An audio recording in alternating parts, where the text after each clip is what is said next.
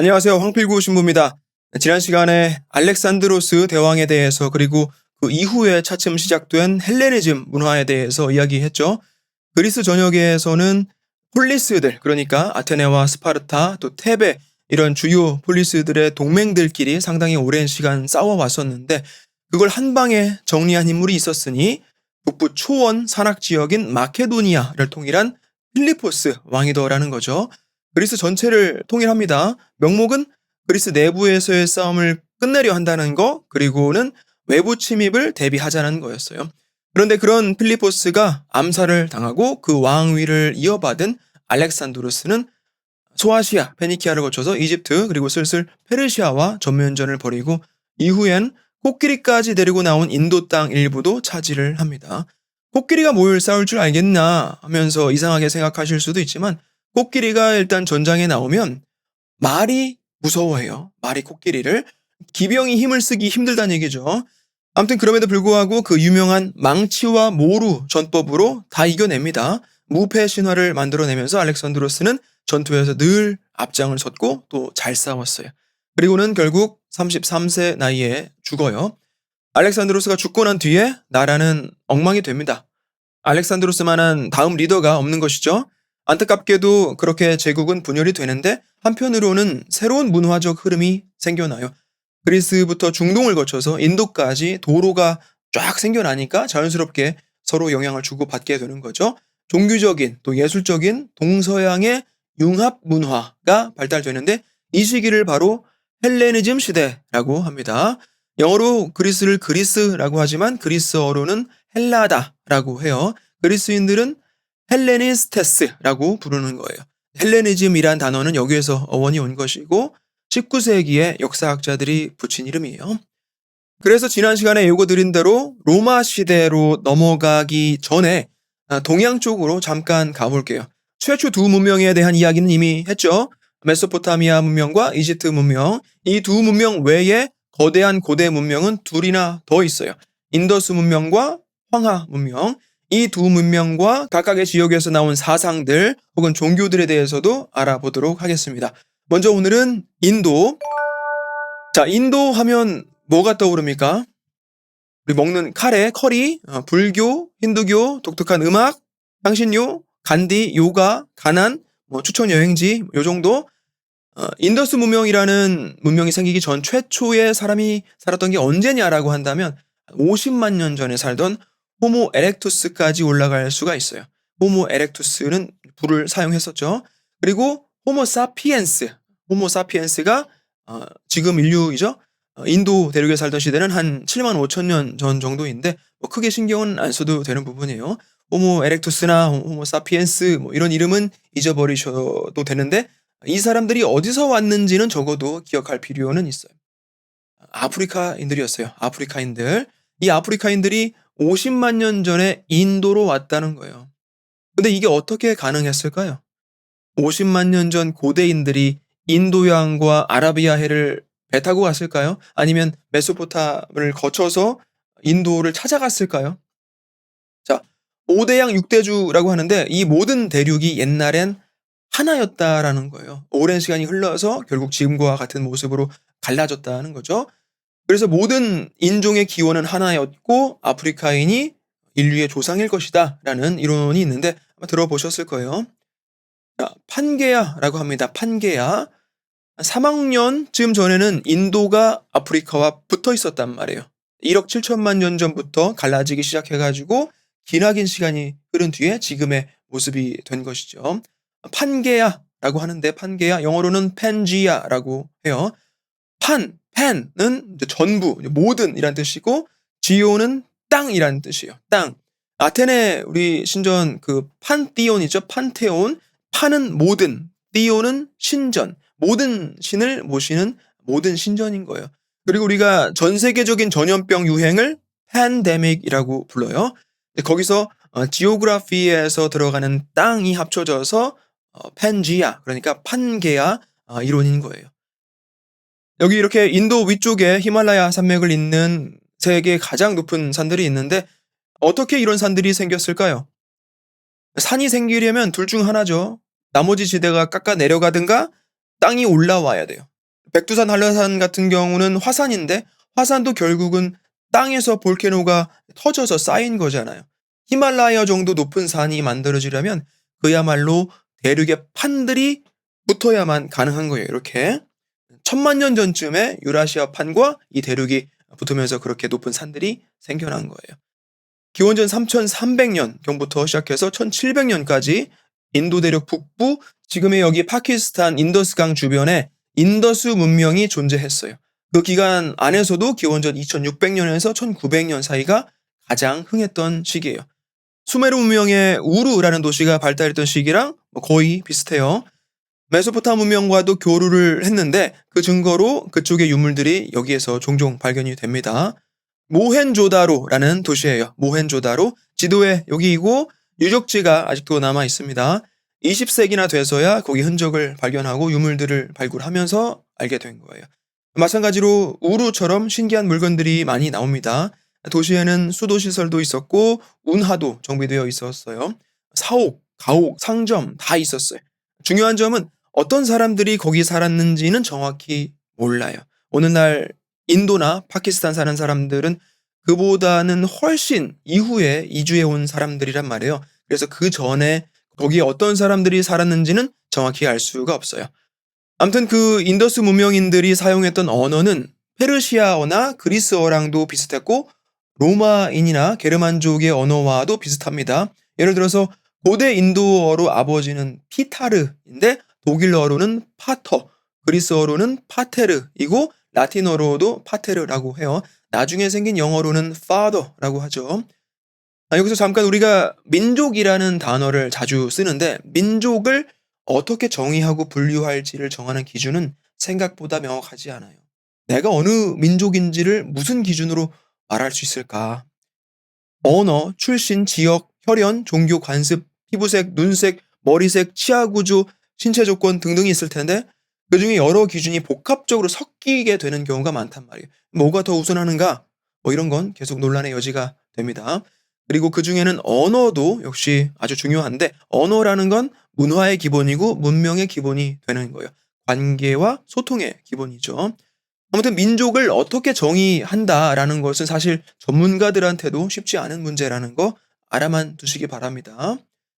아무튼 인도어와 그리고 게르만족의 언어, 게르만족이라고 하면 북유럽 지역에 살던 인종들인데 지금 우리가 보는 동유럽도 포함해서 독일, 영국, 네덜란드, 오스트리아, 스위스, 덴마크, 노르웨이, 스웨덴, 아이슬란드 정도에 살았고 서로 비슷한 언어를 썼다고 알려져 있어요. 그냥 게르만어라고 통칭하는 것이죠.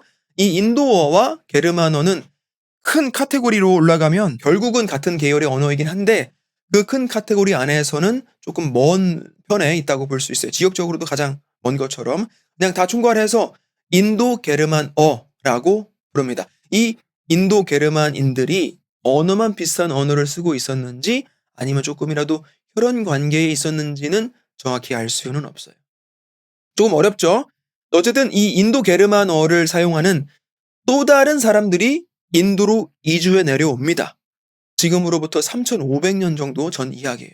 마치 도리아인들이 그리스로 내려왔던 것처럼 인도 게르만어를 쓰는 아리아인이라고 불리우는 지금의 중동과 페르시아 북부 출신 유목민들이 인도 대륙의 토착민들을 복속시키는 거예요. 중동이라고는 하지만 이 사람들은 거의 백인에 가까웠어요. 완전히 하얀 백인 정도는 아니지만 얼굴 구조나 이런 것들이 영락없는 유럽인이었다라는 거. 왜 내려왔는지는 정확히 모르지만 이제 인도는 체구가 큰 백인 정복자랑 지배를 당하고 있는 비교적 왜소하고 까만 피부를 가졌던 토착민들로 신분이 나눠지는 거예요. 아주 엄격하게 그런 것들이 제도화가 되어버립니다. 지금도 있는 시스템이죠. 뭐라고 그래요? 카스트 제도라고 합니다. 카스트 제도, caste system. 신분 계층 집단의 지위가 자손 대대로 세습이 되는 제도예요. 사실 이런 시스템은 전 세계적으로 어딜 가나 있기는 해요. 하지만 보통 카스트라고 하면 인도의 신분 계층을 가리킵니다. 자, 이렇게 보면 맨 위 계층은 브라만이라고 해요. 브라만, 성직자, 학자, 승려 등등. 그 아래는 크샤트리아라고 부르고 무사, 관료, 군인, 경찰관 등이 들어가요. 또 그 아래는 바이샤라고 하는데 상인, 수공업자, 하급 관리, 연예인 등등이고, 그리고 맨 아래 계층은 수드라라고 합니다. 농민, 어민, 노동자 같은 사람들이 여기에 들어가요. 조선시대 계급 사회를 생각해 보면 조금 더 이해하기가 쉬울 것 같아요. 양반, 평민, 상민 이렇게 나누어지면서 후손들 역시 계급을 초월할 수가 없고 계급 간의 결혼도 불가능했단 말이죠. 마찬가지로 인도 카스트 제도 안에서는 아버지가 군인이면 자식도 군인이 되고 아비가 농부면 자식도 농부가 되는 거예요. 수공업자가 농부가 될 수 없고 어부가 연예인이 될 수 없는 거예요. 다른 카스트에 속한 사람과는 식사도 할 수 없어요. 자, 그럼 왜 이렇게 계급을 나눠놨을까요? 자, 포장된 목적은 그들이 그냥 얘기하는 목적은 계급을 나누기 위한 분류가 아니라 분업의 목적이 있다고 해요. 전문적으로 일을 계속하고 같은 계층에서 결혼을 함으로써 서로를 더 잘 이해할 수 있고 자녀들을 낳아서 교육하면 점점 대를 이어서 직업의 전문성 또한 높일 수 있다라는 순수한 목적이라는 거죠. 말이 됩니까? 아무도 안 믿어요. 그냥 정복자들이 신분을 나누려고 그런 제도를 만들었다고 보는 쪽이 지배적이에요. 이 시스템을 처음엔 바르나 제도라고 불렀어요. 바르나는 색깔이란 뜻이에요. 계급을 피부색으로 구별 지었다는 아주 명백한 증거죠. 아리아라는 말도 원래는 고귀한 뭐 이런 뜻이란 말이에요. 나중에 포르투갈 사람들이 인도 항로를 개척하고 무역을 하면서 혈통이라는 단어 카스트를 썼고 훨씬 이후에 영국 역사가들이 카스트 시스템이라고 이름을 지은 거예요. 그리고 카스트 아래 계급도 있기는 해요. 파리아라고 하는데 천민 계급이에요. 다른 모든 계층으로부터도 아주 멸시를 당합니다. 굉장히 힘든 일, 이를테면 가죽을 다루는 일, 시체를 다루는 일, 화장실 청소 같은 힘들고 더러운 일들을 주로 하고 사는 곳도 격리가 되어 있어요. 뭐 그렇답니다. 자, 이렇게 지금의 인도, 주변의 파키스탄, 네팔, 방글라데시 사실은 처음에 같은 나라였다고 봐도 무방해요. 그리고 거기에 여러 인종이 섞여 있었던 거죠. 여러 언어도 섞여 있었어요. 인도 면적이 남한의 33배 정도가 됩니다. 절대 작은 나라가 아니었어요. 우리가 인도 사람을 떠올려 보면 아주 까만 사람도 있고 체구가 크면서 서양 사람 이목구비를 한 사람도 있고 간디처럼 체구가 아주 작은 사람도 있죠. 단일 민족은 절대로 아니란 얘기예요. 아무튼 그렇게 인도로 이주해온 아리아인들은 메소포타미아 문명에서 왔기 때문에 다신교 문화를 가지고 있었어요. 제사 지내는 걸 아주 중요시했고 그러니 사제직인 브라만 계급은 엄청난 권력을 가지게 되는 것이죠. 그게 바로 브라만교예요. 브라만교. 태양신, 불의 신, 물의 신 뭐 이런 여러 지역 신을 모십니다. 그리고 그 신들을 찬양하는 노래를 모은 경전을 베다라고 불러요. 베다. 그렇게 이 카스트 제도는 날이 갈수록 견고해져서 수천 년이 지난 지금까지도 여전히 뿌리 깊게 남아있는 거예요. 현재는 많이 나아졌다고는 하지만 여전히 상당 지역에서는 굉장히 엄격하게 지켜지고 있다고 합니다. 우리 간디 할아버지도 이 카스트 제도를 어떻게든 없애보려고 애를 많이 쓰셨는데 결국 성공하지 못하죠. 그런데 이런 신분 문제만 빼면 사실 인도인들이 그렇게 잔인한 사람들은 아니었어요. 인도의 사제들은 상당히 진지하고 또 독실한 사람들이었단 말이에요. 산이나 숲속에 오랜 시간 들어가서 어려운 문제들에 대해서 깊게 생각하고 또 사람들에게 가르침을 전하기도 합니다. 신에 대한 명상을 하고 인간, 동식물들의 자연, 모든 생명의 생성과 죽음, 신의 숨결이 들어있다고 보는 거예요. 그러니 인간으로 태어났던 하나의 영혼은 죽고 나면 동물로도 태어날 수 있다라고 보고 동물의 영혼도 다음 생에는 인간으로 살 수 있다라고 믿었어요. 만약 그 영혼이 정화가 된다면 신적인 존재와 하나가 될 수도 있다라는 거예요. 세상 모든 생명, 모든 것은 최고의 신인 브라만의 숨결이기 때문에 그런 거죠. 자, 무슨 종교입니까? 힌두교 얘기예요. 힌두교 혹은 인도교라고도 합니다.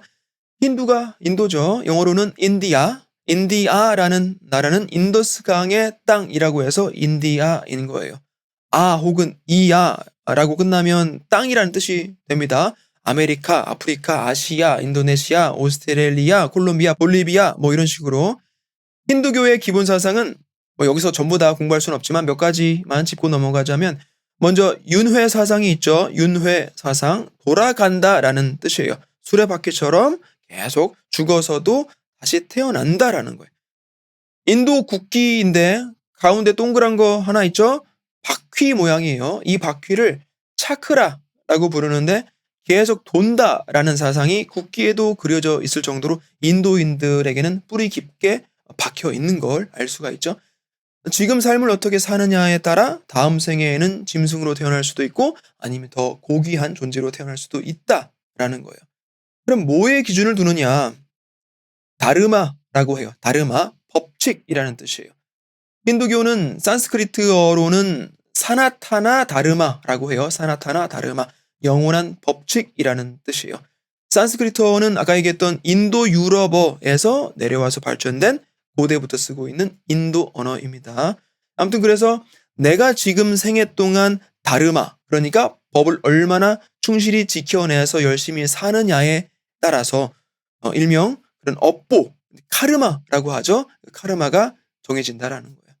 뭐 일단 이 정도만 알아도 충분할 것 같은데 이런 다르마, 우주론, 윤회, 브라만, 브라만은 우주 자체를 뜻하기도 하고 최고의 신을 뜻하기도 하고 카스트의 맨 위 계층을 가리키기도 합니다. 그리고 또 신에 대해서 과거 인도의 사제들은 그렇게 몇 시간, 몇 날 며칠을 등을 꼿꼿이 세우고 눈을 감고 가부제를 들고서 명상에 잠겨가지고는 답을 찾고자 했던 거예요.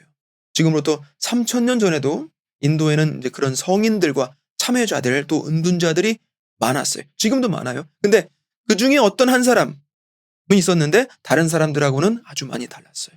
기원전 500년경에 살았던 바로 그 인물의 이름은 시타르다 고타마. 시타르다 고타마예요. 훗날의 사람들이 인양반을 깨달은 사람이다 라고 해서 붓다, 즉 고타마 부타라고 부릅니다. 부처님이죠. 고타마는 왕자였어요. 왕자. 카필라 왕국의 장남으로 태어납니다. 카필라는 지금의 네팔이에요. 지도에 네팔이 이렇게 있는데 옛날 이 근처가 사실은 다 인도였다고 보면 돼요. 고타마는 당연히 부족한 거 하나 없이 자랐는데 왕인 아버지의 명 때문에 밖을 나가볼 수가 없었던 거예요. 일종의 과잉보호라고 볼 수 있겠죠. 세상의 가난, 질병 이런 것들 말고 좋은 것만 아버지는 아들에게 보게 하고 싶었나 봐요. 그러던 어느 날 마차를 타고 왕궁 밖을 나섰는데 늙어서 허리가 이렇게 굽은 노인을 보게 됩니다. 사람이 그렇게 생긴 걸 처음 본 거예요. 고타마는 문화 충격에 빠지는 거죠. 한참을 생각에 잠깁니다. 그리고 어느 날 또 외출을 했는데 병이 난 사람을 봐요. 이제껏 병에 대해서는 들어본 적도 없었던 거예요. 또 한참을 생각에 잠긴 채로 궁 안에 돌아옵니다. 또 어느 날은 죽은 사람을 목격하게 돼요. 고타마 왕자는 이제 더 이상 궁으로 돌아가고 싶지 않아지는 거예요. 그동안 몰랐던 너무나 많은 질문들 때문에 미칠 지경인 거죠. 근데 그러다가 어떤 운둔자를 만나고 자신도 광야로 나가서는 세상의 고통, 늙음, 질병과 죽음을 통해 드러나는 세상의 진리와 이치에 대해서 명상하기로 합니다. 당시 나이는 29세였어요. 아내와 자식을 떠나서 무려 6년 동안 은둔 생활을 해요. 참여하고 명상하고 고행을 통해서 정신을 수행합니다. 앉은 자리에서 숨도 거의 쉬지 않고 쓰러질 정도로 음식도 깊이 해요. 그래서 이렇게 혹독하게 수행을 한 후에 어떻게 마음이 좀 평온해졌을까요? 그렇지 않았어요. 단순한 참여만으로는 해답을 얻을 수 없었던 거예요. 결국 은둔 생활을 접고 내려옵니다. 음식도 먹고 숨도 쉬고 기력도 찾아요. 다른 은둔자들은 고타마가 타락했다라고 욕도 했지만 쿨하게 나옵니다. 그러던 어느 날 밤 숲속 보리수 나무 아래 앉아 있을 때 깨달음을 얻었다고 해요. 내면에서 갑작스럽게 불빛 같은 것이 켜졌다는 그런 느낌이 들었을 거예요. 마침내 고타마는 진정으로 깨달은 사람, 즉 붓다가 됩니다. 나이 35세였어요. 그 뒤로 마을에서 마을을 다니면서 사람들에게 그 깨달음을 나누기 시작해요. 금세 따르는 사람들도 생겨나고 제자들도 생겨납니다. 그때부터 45년을 가르치고 질문도 받고 토론하면서 살다가 80세 정도에 죽어요. 이후에 그의 제자들이 모여서 하나의 교단 같은 걸 세웠는데 그것이 바로 불교예요. 자, 그럼 고타마 붓다가 보리수 나무 아래에서 얻었다는 그 깨달음이란 무엇인가? 이런 거예요. 모든 괴로움에서 벗어나고자 한다면 우리는 우리 내면부터 다스려야 한다는 거죠. 모든 괴로움은 욕심에서 생겨나는 것이기 때문이에요. 욕심이 없으면 괴로움도 없다는 거죠. 예를 들어서 내가 좋은 집, 보석, 핸드백 이런 거 갖고 싶은데 못 갖는다면 괴롭잖아요. 그럼 이 고통에서 벗어나는 길은 두 가지죠. 노력해서 그 원하는 것을 얻거나 아니면 그 바램을 버리면 돼요. 어느 쪽이든 잘만 되면 더 이상 고통받지 않게 됩니다. 멋진 거, 편안한 거, 고급진 거 이런 것들을 탐하지 않으면 다시 말해서 부귀와 영화 뿐만 아니라 다른 사람들로부터의 칭찬, 애정, 관심, 위로, 선물 이런 것들을 애초에 갈구하지 않으면 그런 것들이 없다고 해서 슬퍼할 이유가 하나도 없는 것이죠. 바라는 것이 없으면 슬픔도 없다는 거예요. 욕심이 없으면 고통도 없다는 말이죠. 그렇게 고통에서 벗어나는 길은 다른 곳이 아닌 스스로의 내면에서 찾을 수 있다라는 거예요.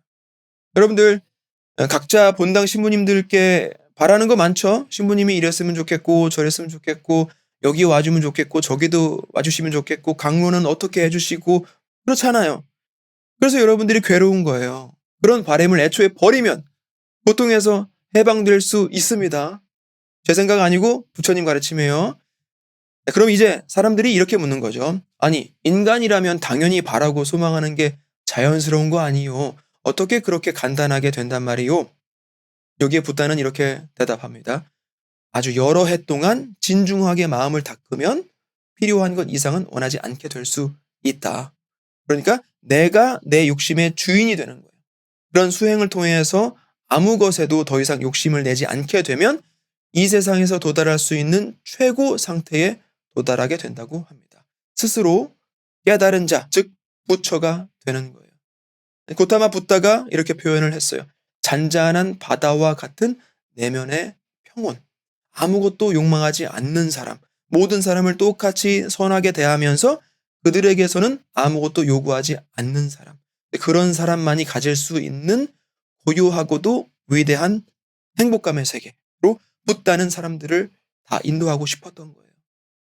또 붓다의 가르침에 따르면 이런 고도의 경지에 이르게 될 때 더 이상 이 세상에 다시 태어나지 않는다고요. 죽은 모든 영혼이 다시 태어나는 이유는 바로 생명에 연연하기 때문이라는 거죠. 그 생명이라는 것에 더 이상 연연하지 않으면 죽은 후에는 윤회의 굴레에서 벗어나서 무의 세계로 들어간다는 거예요. 욕망도 없고 괴로움도 없는 그 경지를 불교에서는 열반이라고 부릅니다. 붓다의 가르침은 결국은 욕망을 채우기보다는 욕망에서 벗어나고 갈증을 없애라는 거예요. 근데 이런 길이 쉬울까요? 붓다는 6년 정도 만에 그 경지에 이르렀을지 모르지만 보통 사람들은 평생 그 길을 가는 거예요. 붓다는 이 길을 중도라고 합니다. 중도, 해탈로 인도하는 길이다라는 거죠. 이 중도는 올바른 믿음, 올바른 결정, 올바른 말, 올바른 삶과 죽음, 올바른 의식과 올바른 사색 이런 것들을 뜻하는 거예요. 불교가 종교냐 아니냐라는 논쟁이 있을 수도 있어요. 깨달음을 위한 중도를 걷는 것이지 신에게 복을 비는 형태의 종교는 붓다의 가르침이 전혀 아니다라는 거죠. 하지만 붓다 이후에 불교는 종교 형태로 어쨌든 발전이 됩니다. 살아서는 복을 구하고 죽어서는 극락왕생한다라는 가르침의 종교로 바뀌어버려요. 기도도 해야 하고 제사나 예식도 행합니다. 또 불교를 종교가 아닌 철학으로 볼 수도 있어요. 이론적으로도 논리적으로도 세상 어느 이론에 못지않게 체계적인 지혜를 담고 있는 것이 사실이죠. 공부를 해서 이해를 해야 하는 그 어떤 것이 된 거예요. 그리고 마지막으로 불교를 수행으로서의 불교로 볼 수 있어요. 해탈과 열반을 목표로 중도를 걷는 것이죠. 붓다가 애초에 가르쳤던 불교는 이러한 수행으로서의 불교였는데 시간이 지나면서 역사 속에서 여러 문화라든지 공간적 시대적인 영향을 받으면서 종교로서 또 철학으로서 또 발전해 갔던 거예요. 흥미로운 부분은 인도가 불교의 발상지인데 막상 불교 신자는 1%도 안 돼요. 거의 없는 거죠. 먼저 인도에는 카스트 제도가 이미 뿌리 깊게 박혀 있는데 불교의 가르침이랑 잘 맞지가 않는 거예요. 그 다음은 힌두교로부터 신개념들을 받아들여서 제사를 지내고 또 그랬단 말이에요. 그러니까 나중에는 힌두교랑 헷갈릴 정도까지 되는 거죠. 그래서 또 많은 신자들을 잃었다고도 해요. 그래서 현재 인도의 힌두교 신자는 80% 정도가 됩니다. 하지만 분명한 건 고타마 시타르다 붓다가 가르쳤던 것은 극락왕생을 목표로 두었던 것도 아니고 해박한 지식을 쌓는 것을 목표로 했던 것도 아니었어요. 불교란 무엇인가 라고 했을 때 한자로 풀었으면 부처님의 가르침이란 말이에요. 불교. 이 깨달은 이의 가르침의 목표는 결국 지금 살고 있는 이 삶을 괴로움 없이 살아보자 라는 거였어요. 우리 예수님 가르침하고 비교해보면 어떻습니까? 예수님 가르침은 죽어서 천국 가자는 것이 아니었어요. 천국은 이미 와 있다라고 하셨죠? 그러니 서로 사랑하라고. 불교 신자들이 법당 가고 염주 굴리고 108배하고 연불 외우고 불경 외우고 하는 것은 현세의 번뇌와 고통에서 벗어나 열반의 경지에 이르기 위한 것이죠.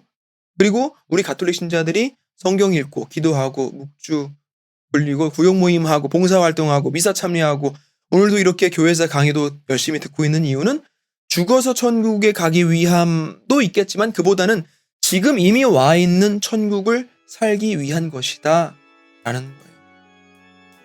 자, 오늘은 이렇게 인더스 문명, 인도, 힌두교 그리고 불교에 대해서 알아봤습니다. 그리고 다음 주는 중국, 진시황, 공자 그리고 노자까지 간단하게 살펴보도록 하겠습니다. 고맙습니다.